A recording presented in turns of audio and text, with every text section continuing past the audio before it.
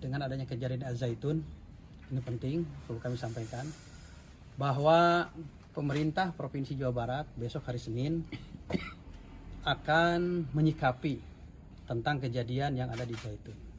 Sebenarnya kami sudah beberapa kali menyikapi sesuai dengan perintah Pak Gubernur, bahkan menguatkan kembali Pak Gubernur tadi malam memerintahkan kepada saya untuk merespon apa yang terjadi hari ini tentang Al-Zaitun.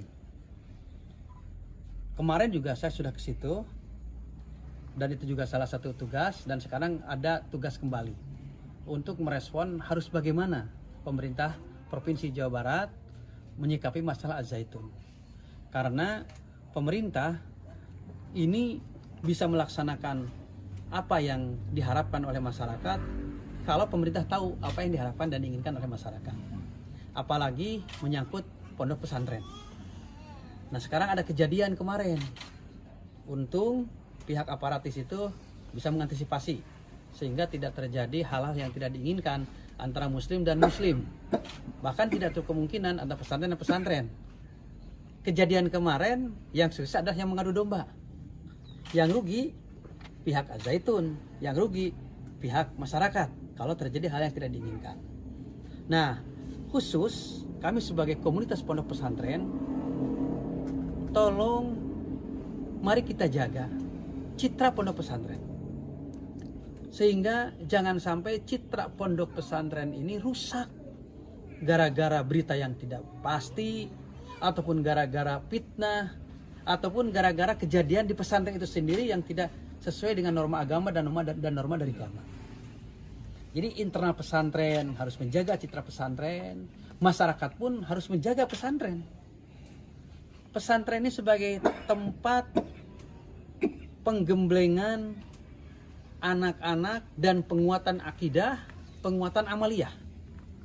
Pesantren sebagai benteng akidah, pesantren sebagai benteng moral. Oleh karena itu mari kita jaga bersama-sama.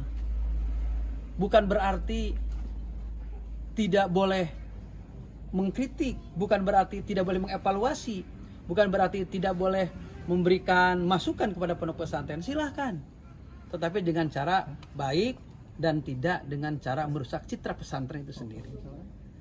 Saya berada dalam keadaan yang belum bisa membuat sebuah keputusan pihak pemerintah Pemprov sebelum ada